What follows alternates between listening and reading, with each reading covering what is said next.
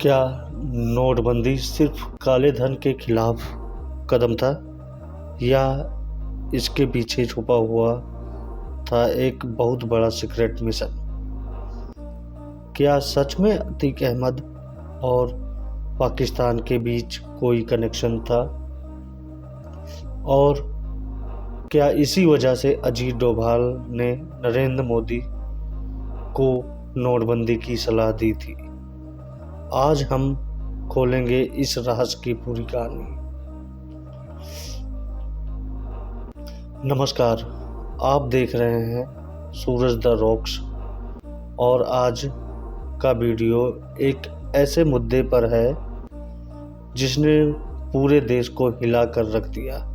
नोटबंदी 8 नवंबर 2016 को रात 8 बजे अचानक पीएम मोदी ने ऐलान किया कि 500 और 1000 के नोट बंद होंगे। लेकिन क्या ये फैसला सिर्फ आर्थिक था या इसके पीछे कोई बड़ा कारण भी था? सबसे पहले समझते हैं नोटबंदी को। 2016 में भारत सरकार ने करीब 86% करेंसी को एक झटके में बंद कर दिया। सरकार के मुताबिक इसके 3 बड़े कारण थे: काला धन खत्म करना, नकली नोटों पर रोक लगाना, आतंकवाद की फंडिंग रोकना। लेकिन यही से शुरू होती है असली कहानी। भारत में लंबे समय से पाकिस्तान के जरिए नकली नोटों की सप्लाई की बात सामने आती रही। ये नकली नोट इतने हाई क्वालिटी के होते थे कि आम आदमी पहचान नहीं पाता था।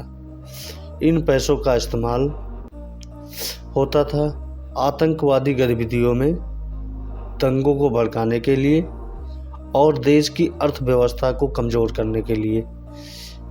कई रिपोर्ट्स में दावा किया गया कि ये नेटवर्क बहुत बड़ा था।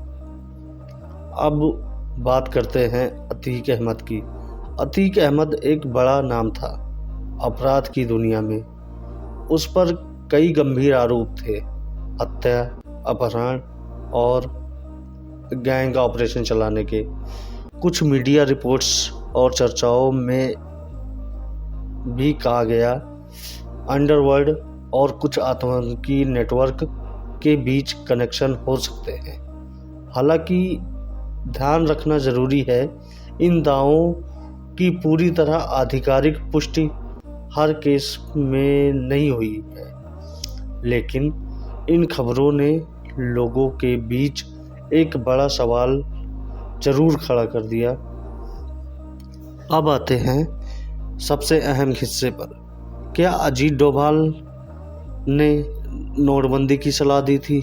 अजीत डोभाल भारत के नेशनल सिक्योरिटी एडवाइज़र है और उन्हें देश की सुरक्षा रणनीतियों का मास्टरमाइंड माना जाता है। कुछ एक्सपर्ट का मानना है कि नोटबंदी का एक बड़ा मकसद आतंकवाद की फंडिंग को अचानक खत्म करना भी था। अगर नकली नोट और अवैध कैश सिस्टम एक झटके में बेकार हो जाए तो दुश्मन नेटवर्क को भारी नुकसान हो सकता है।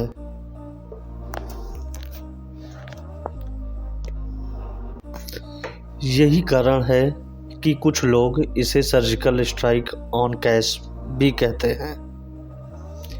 अब सवाल ये है, क्या नोटबंदी, पाकिस्तान और अतीक अहमद ये सब एक ही कड़ी के हिस्से थे?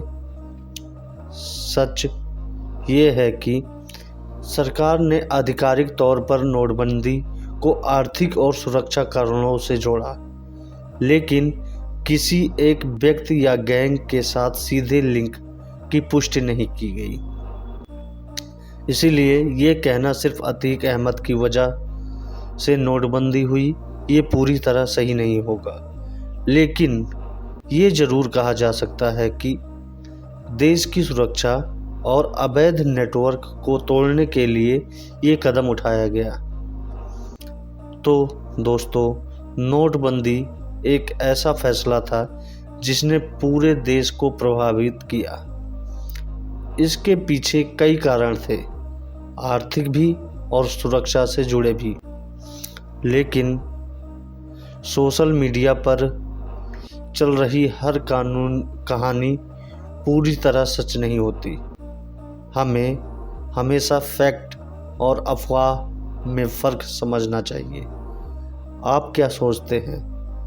क्या नोटबंदी सही फैसला था? कमेंट में ज़रूर बताएं।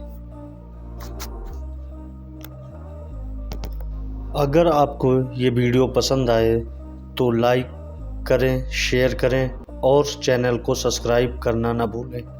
ऐसे ही सच्ची और रहस्यमयी कहानियों के लिए जुड़े रहें। धन्यवाद।